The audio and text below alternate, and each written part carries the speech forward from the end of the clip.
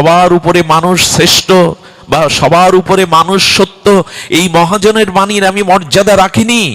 আমি শ্রেষ্ঠ কিসে? একবার কি চিন্তা করেছি? মনুষ্য জন্মটা ভজনের ভোগের জন্য নয়, মনুষ্য জন্মটা ভজনের জন্য ভোগের জন্য নয়। ভোগের জন্য তো শূকর কুকুর আছে, ওদেরকে বলে ভোগজনী, ওদেরকে বলে ভোগজনী। ওদের ভোগে সমাজ বাধা দেয়? ওরা ভোগ ছাড়া নিজের উদ্ধার নিজে করতে পারে? ওদের চেতনা আছে, কিন্তু সেই চেতনা নিজের উদ্ধারের পক্ষে সক্ষম। মেরুদণ্ডটাই তো সোজা করে পশুরা দাঁড়াতে পারে না। তো তুমি মানুষ, তোমার শ্রেষ্ঠত্ব কিসে যে না এই জন্মটা পেয়েছো? দেখুন, এই জন্মটা পাওয়া ভজনের জন্য ভোগের জন্য নয়। এই কথাটুকুই যদি আমরা একটু রেখাপাত করি হৃদয়ে, একটু নোট করে নেই, আমাদের এই ভজনযোগ্য দেহ দিয়েছেন ভগবান, ভোগযোগ্য জনি আমরা পেয়েছিলাম।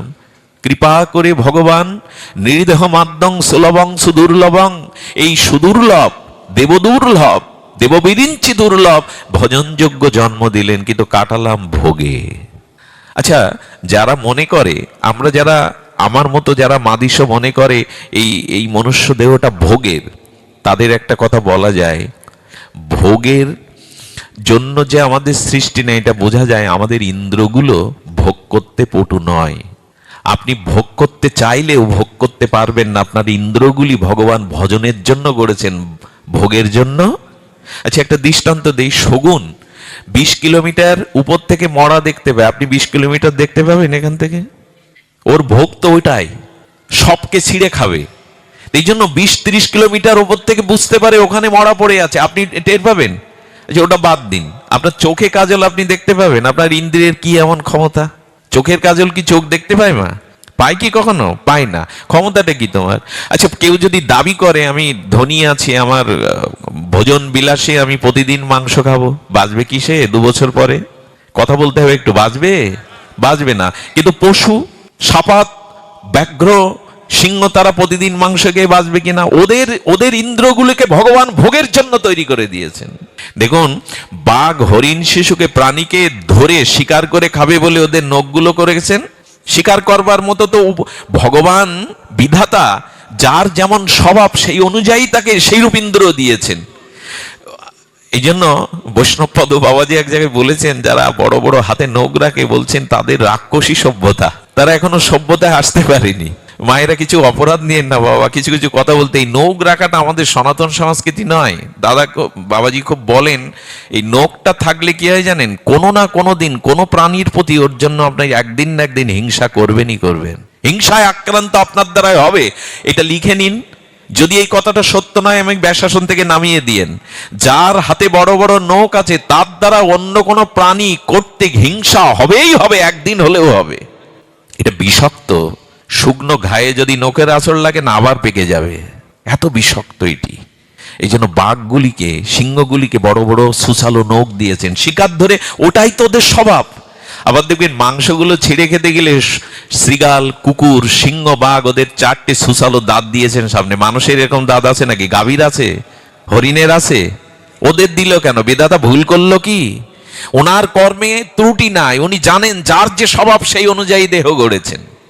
এই জন্য মাছ মাংসটা ঠিক মানুষের খাই বটে আমরা, কিন্তু মাংসটা খাবার উপযোগী আমাদের।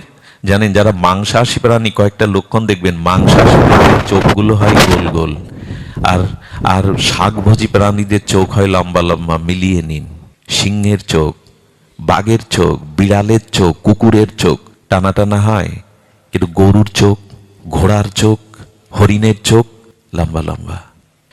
মাংসাশী প্রাণীর কণ্ঠস্বরটা মধুর হয় না। এই জন্য হরিনাম যারা করে তাদের প্রসাদ ভোজির কথা বলা হয়েছে। এই জন্য কণ্ঠস্বরটা মধুর হতে গেলে দেখবেন, আচ্ছা এখানে যদি 2-4টে কাক ডাকতে থাকে পাঠ করা যাবে, কুকুর ডাকলে পাঠ করা যাবে, কিন্তু গোয়ালে যদি 2টো গাভী ডাকে, কোকিল ডাকে, পাঠ করা যাবে। এসব কথা সব জায়গায় বলতে নেই, বাবা আছে তো। কোকিল ডাকলে পাঠ করা যাবে কিনা? আরো বাড়িয়ে দেবে, মাধুর্য বাড়িয়ে দেবে, দেবে কিনা?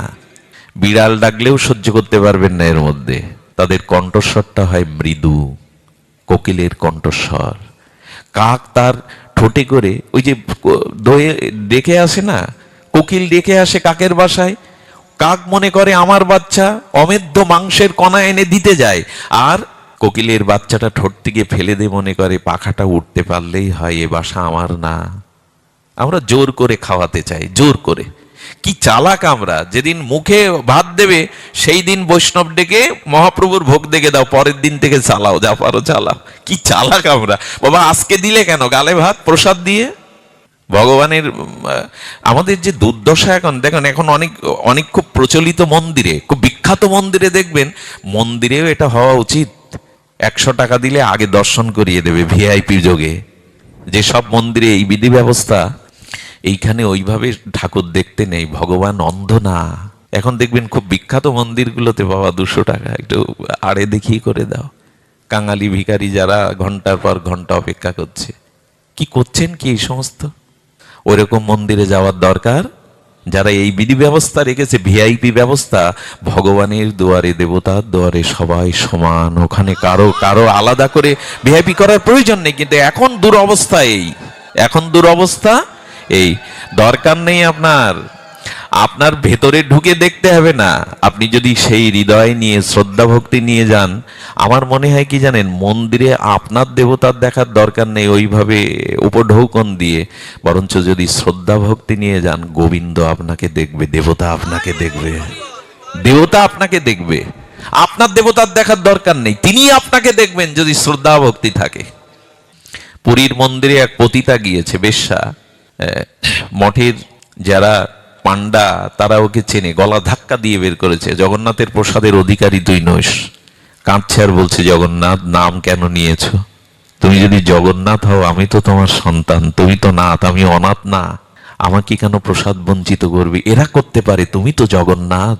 কাঁদছে কাঁদছে, সারাদিন না খেয়ে উঠেছে। জগন্নাথ দেখলেন, আরে বাবা প্রসাদের কি বিশ্বাস। একটা কুকুর এসে বমন করলো, উনি ভাবলেন, প্রভু তুমি তো ওই রূপে সবার সামনে আসতে পারো না, তাই কুকুর রূপ ধরে আমাকে প্রসাদ দিয়ে গেলে, বমিগুলো প্রসাদ জ্ঞানে পেতে লাগলো। জগন্নাথ ঘোষণা করলেন, ওর চুলের খোপাটা যেন আমার মন্দিরের চূড়ায় থাকে, ওর প্রসাদে বিশ্বাস হয়েছে। আচ্ছা, দেবতাকে আপনি ঘুষ ঘাস দিয়ে ভিআইপিতে দেখতে যাবেন কেন? দেবতা আপনাকে দেখতে আসবে যদি শবরীর মতো ভক্তি থাকে। রামচন্দ্র শবরীর কাছে গিয়েছিল না, শবরী রামচন্দ্রের কাছে গিয়েছিল? রামচন্দ্র বনের মধ্যে ঘুরছে জানেন, আর বলছে, তোমরা বলতে পারো শবরীর কুড়ে ঘরটা, আশ্রমটা কোথায়? ভগবান খুঁজে দিচ্ছে। তোমরা বলতে পারো শবরীর সেই আশ্রমটা কোথায়? ভগবান খুঁজবে আপনার ভিতরে ভক্তি থাকলে। এখন দুরবস্থাটা এরকম একটা অবস্থা চলে এসছে, সবকিছুই কেমন একটা যেন ঘোলাটে হয়ে গেছে। তো বলছেন যে দেখুন, আরো অনেক জিনিস আছে, আরো অনেক জিনিস আছে, আমি সে আলোচনায় যাব না। আমরা স্বভাব থেকে দূরে সরে এসেছি। এই জন্য অর্জুন যে স্বভাবটা তার ছিল ক্ষত্রিয়চ্যুত, আমি শত্রুর সামনে কখনো হাত জোড় করবো না, পিছিয়ে আসবো না। এখন কার্পণ্য দোষে স্বভাব অপহৃত আমাদেরও গেছে। মানুষের স্বভাব হলো ভোগের না ভজনের। আমরা স্বভাব বদলেছি কিনা বাবা? এত ভোগ, এত চাই, কিন্তু ভোগ করতে তো পারবো না। আমার ইন্দ্র অত পটু নয় ভোগ করবার জন্য। আচ্ছা, আপনার ঘরে চিনির ফ্যাক্টরি, আপনার 3-4টে মিষ্টির দোকান, ডায়াবেটিস। চিনি থেকে কি হবে কার্তিক দা? ভালো ভালো মিষ্টি থেকে কি হবে? ডায়াবেটিস যা, তার যদি বড় মিষ্টির দোকান থাকে মা, কি হবে? তার মানে তুমি ভোগ করার ইচ্ছা থাকলেও তোমার ভোগ করার ক্ষমতা নাই। একবার তো ভেবে দেখতে হবে, ভোগ কতদিন করব? আমার দেহে তো দেখেন, ভোগের আশা আকাঙ্ক্ষা বিদ্ধ হয় না, কিন্তু শরীর বিদ্ধ হয়ে যায়। ভোগ করতে চাইলেই তুমি পারবে না। হ্যাঁ, কোলেস্ট্রল বেড়ে গেছে, হাইপার, তোমার প্রেশার বেড়ে গেছে, তুমি খেতে পারবে চর্বি জাতীয় ভালো মন্দ জিনিস? এখন তো মানুষ একেবারে সব নিষেধ, কিছু পাতে দিতে গেলেই। চিন্নি টিন্নি আছে কিনা জানি না প্রভু আপনাদের দিকে, আগের মানুষ কতটা চিন্নি খেত, হ্যাঁ, বলে এক বালতি মেরে দিতে। এখন তো ভয় পায় মিষ্টি দেখলে। এর কারণ হলো মানুষ এমন ভোগ করে ফেলেছে যে ভোগের সামর্থ্যই, গোবিন্দ বলছেন তুমি ভোগ করতে চাইলেই পারবে না। তো বার্ধক্য আসছে, জরা আসছে, চোখটা কুটিরের মধ্যে চলে গেছে। চোখটা কি সুন্দর ছিল যৌবনে, এখন একেবারে গর্তের মধ্যে, মাজাটা ওঠে না, পড়ে গেছে। কি তোমার সামর্থ্য এত? দাঁতটা পড়ে গেছে, চুলটা পেকে গেছে, গালে সামর্থ্য নাই, হজম শক্তি নাই। হ্যাঁ, কি সামর্থ্য তোমার আছে? যৌবনের কটা দিন দেখতে দেখতেই তো ফুরিয়ে যায়। এই জন্য ভগবান বললেন, ভোগজনী তোমার নাই, ভজনজনী তোমার। তুমি ভজন করো, আর ভজন করলেই শরীর মন সুস্থ হলে শরীর আক্রান্ত খুব হবে না। সুস্থ মন যদি হয় তাহলে শরীর দ্রুত আক্রমণ করবে না। শুধু ভক্তগণ, এই জন্য নিবেদন করব যে আচ্ছা, তবু আমরা যাই কেন ভোগের দিকে? শূকর কুকুরগুলো তো ভোগে শান্তি পায়। আচ্ছা, শূকরগুলো কি করে? শূকরগুলো দেখবে নর্দমার, আর ওই নর্দমার কীট যুক্ত, মলমূত্র যুক্ত ওইখানে শুয়ে পড়ে পড়েও শান্তি পায়। তা ভোগে শূকরের ওই নর্দমার দূষিত জলেই শান্তি, মানুষ কি ওখানে গেলে শান্তি পাবে? তুমি ভোগের দিক দিয়ে ওর মতো হচ্ছ কেন? তুমি ওরা যা করবে তুমি যদি সেই ভোগই করো। বরঞ্চ বাবা আছে, সাহসিকতা বলবার একটু প্রেরণা পাচ্ছি। কুকুর, সারমেয় কুকুর, সে বছরের 10টা মাস সংযত থাকে, 9টা মাস মানুষের এই আচরণই নাই। এই জন্য অর্জুনের এই কথাটি আমি আস্তে আস্তে ভাবছিলাম, কি বলবো। সারাদিন ব্যবসায়ী মানুষ, আমি তো আর ভক্তও না, ভজনশীল না, আশ্রমবাসী না, একেবারে নরকের কীট নর্দমা। ভাবছিলাম ওই কার্পণ্য অপহূত স্বভাব, আমাদের স্বভাবটাই নষ্ট হয়ে গেছে। কার্পণ্য দোষ অপহৃত স্বভাব। গীতার এক একটা বাণী না একটা জীবন গড়ে দিতে পারে, আর এক একটি শব্দ আমাদের মঙ্গলের দিকে, আলোর পথে, কল্যাণের পথে, উদ্ধারের পথে টেনে নিতে পারে। হ্যাঁ, বলছেন ধর্ম সং মূঢ়চেতা। আমার ধর্ম কোনটা, কর্তব্য কোনটা, আমি মূঢ়ত্ব প্রাপ্ত হয়েছি বুঝতে পারছি না। কথাগুলো কিন্তু অর্জুনের না, আমার। যদি কেউ এখানে প্রশ্ন করেন এই গীতা কার জন্য, সঠিক উত্তর হলো গীতার সব বাণী আমার জন্য, এখানে কারো জন্য না। আমার জন্যই শুধু এই বাণীগুলো, আর কারো জন্য না। কারণ সবাই উত্তম, আমি কেবল অধম। ছিল গুরু মহারাজের একাদশীর দিনে বর্জানন্দ গেরা এক ভক্ত গেছে, গিয়ে জিজ্ঞাসা করছে, বারবার করছে, প্রভু আজ তো একাদশী, একাদশীতে কি নিয়ম? মোদীয় শ্রী গুরু মহারাজের নিকটে। গুরুদেব কথা খুব কম বলতেন, অন্তর্মনা হয়ে থাকতেন রাত দিন। তো শিষ্যটি যখন বারবার বলছেন একাদশী হলেই তো কি খাবো কি খাবো না, কি করব, এইসব আমাদের তো ওই ভগবানের ভজন কোথায়, কি খাবো কি খাবো না, পারণ কখন, আজ শুরু হয়নি একাদশী, পারণ কখন তার আগে জানতে হবে। তো এইরকম ভোর কখন হবে, এইরকম না। তো উনি বলছেন একাদশীর প্রভু সর্বোৎকৃষ্ট শ্রেষ্ঠ নিয়ম কি? গুরু মহারাজ বললেন কি, একাদশী শব্দটা 3-4 বার উচ্চারণ করত। একাদশী, একাদশী। বললেন ওইটাই যদি ভাবতে পারিস আজকে সারাদিন, তুই একাই কেবল জগতে দোষী, আর কেউ দোষী না। এই একাদশীর মন্ত্র, তুই একাই কেবল দোষী। তো গীতার বাণীগুলো আর কারো জন্য না, সবাই উত্তম, শুধু আমার জন্যই অর্জুন আর শ্রীকৃষ্ণ আমার জন্যই বলেছেন। যখন মোহ আসে, বিষদ আসে, তখন কার্পণ্য দোষে স্বভাব অবহিত হয়ে যায়, অপহিত হয় স্বভাব। তখনই কি হয়? ধর্ম সং মূঢ়চেতা। তখন কর্তব্য কি, করণীয় কি, এই চেতনা থাকে না। আমাদেরও করণীয়তা কি তা আমরা ভুলে গেছি। এই জন্য এখন কি বলছেন, আচ্ছা সম্পর্কে অর্জুন আর কৃষ্ণ কি হয়, ব্যবহারিক সম্পর্কে কি হয় বাবা? ব্যবহারিক দৃষ্টিতে, আধ্যাত্মিক দৃষ্টি বাদ দেন, এই জগতের ব্যবহারিক দৃষ্টিতে শালার বোনাই, কৃষ্ণের বোন দিল না সুভদ্রাকে, দিয়ে তো। এইখানে গুরু বলছেন কেন শিষ্যস্তেমাং সাদিবাং? যদি জগতের সম্পর্ক ধরবে তাহলে তখন তো শালা বোনা। এখানে অর্জুন এইবার বলে বললেন শিষ্যস্তেমাং সাদিমাং প্রপন্ন, আমি তোমার চরণে নত হয়ে প্রণাম করছি, আমি তোমার শিষ্য, তুমি আমাকে উপদেশ দাও। অর্থাৎ এইখানেই অর্জুন জানিয়ে গেল সম্পর্কে কৃষ্ণ তোমার শালক হোক আর যেই হোক, যদি শ্রী গুরু জ্ঞানে কারো কাছে উপদেশ না চাওয়া হয়, শ্রী গুরু চরণে যদি প্রণত না হওয়া যায়, জীবনের কোনো চেতনা, জীবনের কোনো সমস্যার সমাধান আমাদের আসবে না। এই জন্য সদ্গুরুদেবের চরণে যান। তদ্বিদ্ধি প্রণিপাতেন পরিপ্রশ্নেন সেবয়া উপদেক্ষন্তি তো জ্ঞানীন জ্ঞানীন তত্ত্বদর্শিনা। উপযুক্ত তত্ত্বদর্শী প্রজ্ঞাবান ভজনানন্দী নির্মল চরিত্র পরম্পরা ধারায় সদ্গুরুদেবের চরণে গিয়ে প্রণত জানাও। শিষ্যস্তের অভিমান নিয়ে জিজ্ঞাসা করো, আমি পথ চিনি না, আমি আমার কল্যাণ জানি না, হে শ্রী গুরুদেব কৃপা করে আমার কল্যাণের পথ বলে দাও। এই যতদিন এই সদ্গুরুদেবের চরণে আমরা আশ্রয় না নিচ্ছি, ততদিন আমাদের উপদেশ দেবেন কি? উপদেশ দেন গুরুদেব। যদি কিন্তু এইখানে আর একটা কথা হলো, এইখানে বলছেন আপনি যা বলবেন আমি আপনার শরণাগত হলাম, আমাকে উচিত শিক্ষা দিন, আমার কর্তব্য বলে দিন। এরপরে আবার 2-3টে শ্লোক বাদে গিয়ে বলছেন আমি যুদ্ধ। আচ্ছা, সমর্পণ যখন করলি, মুখে যখন বললি শরণাগত হলাম, আমি তোমার শিষ্য হলাম, তুমি যা বলবে করব, একটু পরে আবার বলছেন আমি যুদ্ধ করব না। সমর্পণ আবার 2 প্রকার। আমার মতো মুখে বললে হবে না, শ্রী গুরুদেব সব আপনার চরণে শোভে দিলাম, শ্রী গুরুদেব আপনি যেটা বলবেন সেটাই আমার জীবনে একমাত্র, এগুলো মৌখিক কথা।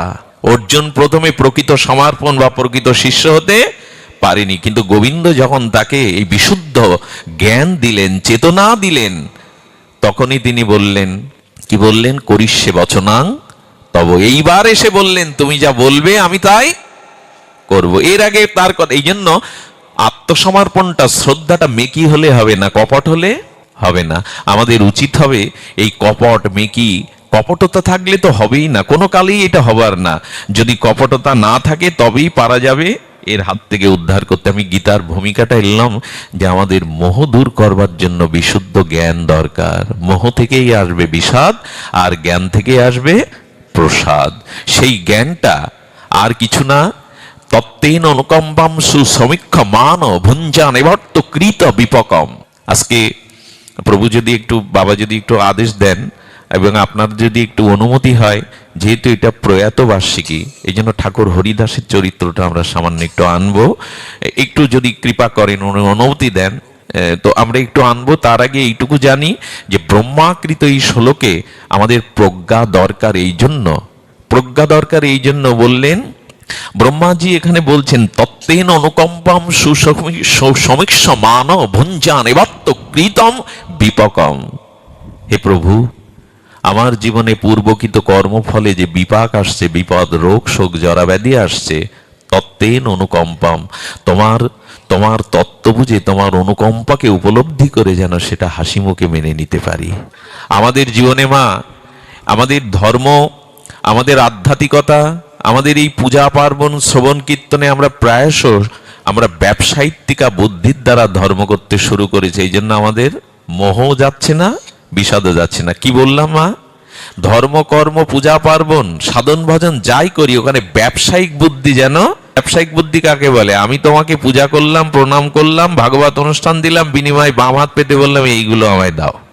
একে বলে কি? ব্যবসায়িক বুদ্ধি। হ্যাঁ, ওই যে দুর্গা পূজায় অষ্টমীর সেই শুভক্ষণে ব্রাহ্মণ মাথা নেড়ে নেড়ে আমাদের পাঠ শোনায়, আছে মার্কণ্ড পুরাণে, চণ্ডীতে আছে, এটা বলতেই হবে। কিন্তু ওর সাথে একটা জুড়ে দিলে মনে হয় খুব ভালো হতো।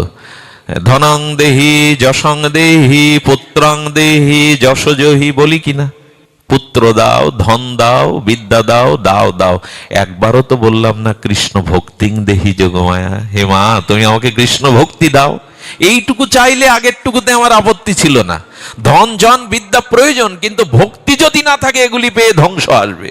আচ্ছা, রাবণের টাকা ছিল না, সোনার লঙ্কা, ক্ষমতা ছিল না, সুন্দরী স্ত্রী ছিল না, সোনার লঙ্কা ছিল না, 1 লক্ষ পুত্র ছিল না, রাবণ সুখী হয়েছিল? কথা বলতে হবে, সুখী হয়েছিল? কেন হয়নি?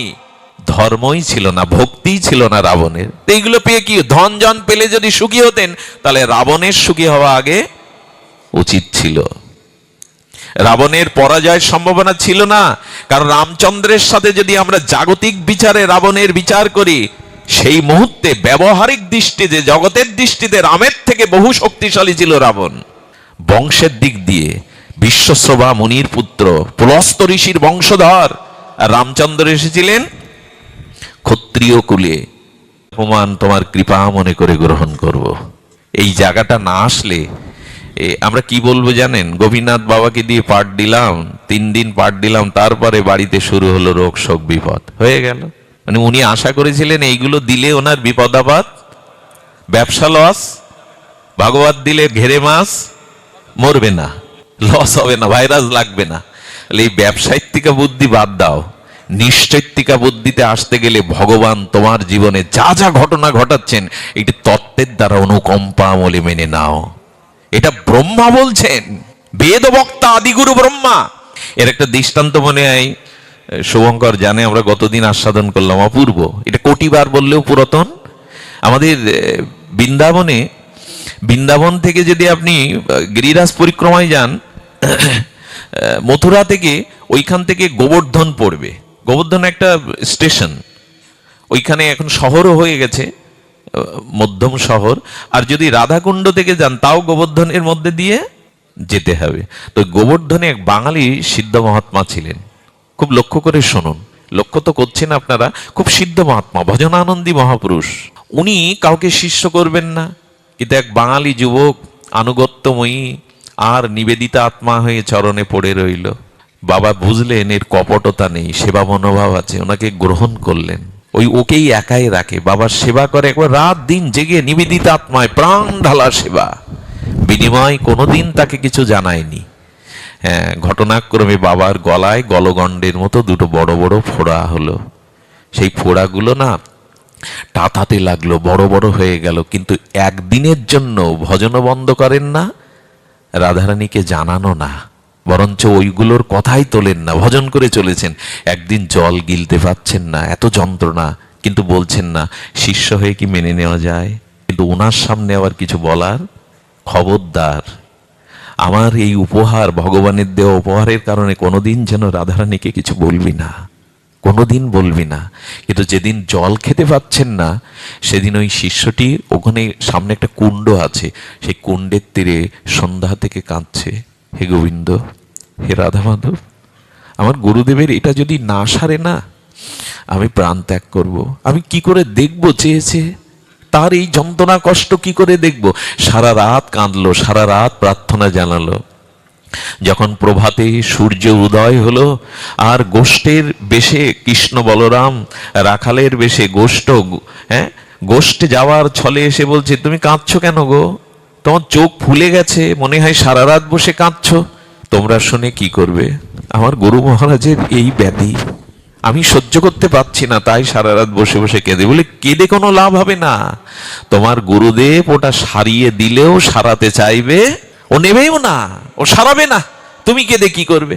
বললেন, প্রভু কি জানি না তোমরা, তবে যদি উপায় পেতাম, আমি একটা উপায় না করলে আমি কি করে তার সামনে যন্ত্রণা সহ্য করবো?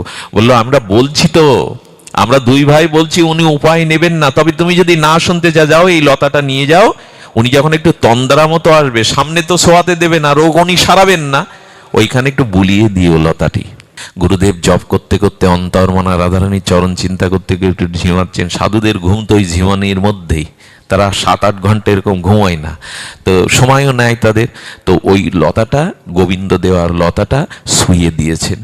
ছুঁয়ে দেওয়ার সাথে সাথে সকালবেলা উঠে ওই যে জপের মালা রেখে দিলে মাঝে মাঝে খুঁজি না, কোথায় গেল কোথায় গেল, উনি গলায় খুঁজে বলছেন কি, আমার মালা কোথায় গেল রে মাধব, আমার মালা কোথায় গেল? শিষ্যকে জিজ্ঞাসা করছেন, আমার মালাটা কোথায়? বলে, মালা তো আপনার গলায় আছে। বলে, না রে, ভগবানের দেওয়ায় যে দুটো মালা দানা পেয়েছিলাম, কোথায় গেল?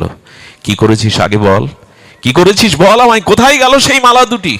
পূর্ব ঘটনা বলার সাথে সাথে বলছে, দূর হয়ে যা কুলাঙ্গার, তোর মুখ আমি কোনোদিন দেখবো না, বেরিয়ে যা। ভাবা যায় এসব কথা? আমরা তো সারতে পারলেই মনে করি কি একটা আমার জীবনে উপহার আর প্রাপ্তি, বলে বেরিয়ে যা, তোর মুখ দেখবো না আমি। গুরুদেব আপনি তাড়িয়ে দিলে আমি কার কাছে যাব? আমার যে যাওয়ার জায়গা নেই, আপনার চরণই যে আমার সব, আমি সব পেলে আপনার চরণে পড়ে রয়েছে, আমি যেতে পারবো না, আমাকে বের করে দিবেন না। আমি কি কোনো ক্ষতি করলাম? বলো, ক্ষতি করিসনি, জানিস আমার পূর্ব প্রারব্ধ বশে দুটো এসেছিল, এই দুটো যদি আমি তার কৃপা মনে করে ভোগ করতে পারতাম, আমাকে আর আসতে হতো না, এই জগতে জন্ম মৃত্যু চক্রে আর আসতে হতো না। তুই ওই দুটো আমাকে সারিয়ে দিয়ে আবার আমার জন্মের কারণ করে দিলি, আবার আমাকে আসতে হবে, বেরিয়ে যা। এর চিন্তা কি ভেবেছেন একবার? এই হলো শুদ্ধ ভক্তির ভগবানের দেওয়া। বিপদকেও এরা সম্পদ মনে করে। ওরে, আমার পূর্ব কর্মফলে আমাকে আরো কয়েক জন্ম আসতে হবে যদি এটা ভোগ না করি আমি, এটা তো তার কৃপা, আমার গলার মালা। যখন কাঁদছে চরণ ধরে বললেন, উপায় একটা আছে, যদি ও দুটো আবার ফিরিয়ে দিতে পারি সময়, তবে আমার কাছে আসবি, তাছাড়া আসবি না। পারবি ওই দুটো আমাকে আবার ফিরিয়ে দিতে? কতখানি ভক্তির ঊর্ধ্বে উঠলে এ কথা বলা যায়? বিপদ আবার এলে আমরা মনে করি, আমরা ভগবানের দিকে আঙুল তুলি, এটা তার কৃপা। আমি আপনাদের ছোট্ট একটা জিনিস বলে যাই, দুঃখ এলে আপনার জীবনে দুটো উপকার হয়। একটা হলো পূর্বের প্রারব্ধ কর্ম ফল ভোগ ক্ষয় হয়, মুক্ত হন, আর হলো দুঃখের মধ্যে দিয়ে মানুষের মনটা ভজনের দিকে যায়। এই দুটো কল্যাণ হয়। যার একমাত্র ছেলের ক্যান্সার ধরা পড়েছে, সমাজ বাঁচবে, সে বিবাহ উৎসবে যায়, বউ হাতে যায়, সিনেমা দেখতে যায়, আড্ডা দেয়, তাস খেলে। যার একমাত্র ছেলের ক্যান্সার হয়েছে, দুঃখ আমাদের। আর সুখ এলে দুটো জিনিসের ক্ষতি হয়। ভাগবত বলছেন সুখ এলে দুটো জিনিসের ক্ষতি হয়। একটা হলো পূর্বের পুণ্যের দ্বারা এই সুখটা এসেছিল, এটা ক্ষয় হয়ে গেল। আর সুখের মধ্যে দিয়ে ভগবানের দিকে মন যেতে চায় না, ভোগের দিকে মনটা প্রবাহ হয়। এই জন্য সুখ দুঃখ যেটাই আসুক, এদিকে না ফিরে তার কৃপার দিকে চেয়ে থাকবেন প্রভু। উনি বলছেন যদি ফিরিয়ে দিতে পারিস তাহলে আবার আসিস, নালে মুখ দেখাবি না। আবার সেই সারা রাত জেগে কুণ্ডে, বেশি দিনের ঘটনা না, শুনুন সেই মর্মস্পর্শী ঘটনা। কাঁদছেন, সারা রাত কাঁদলেন। গোবিন্দ আর বলরাম রাখাল বেশে এসে সেই বালক বেশে বললেন, কিরে তোকে বলেছিলাম না তোর গুরুদেব এটা সারবে না, কেন নিতে গেলি? তোকে আগে বলিনি আমি?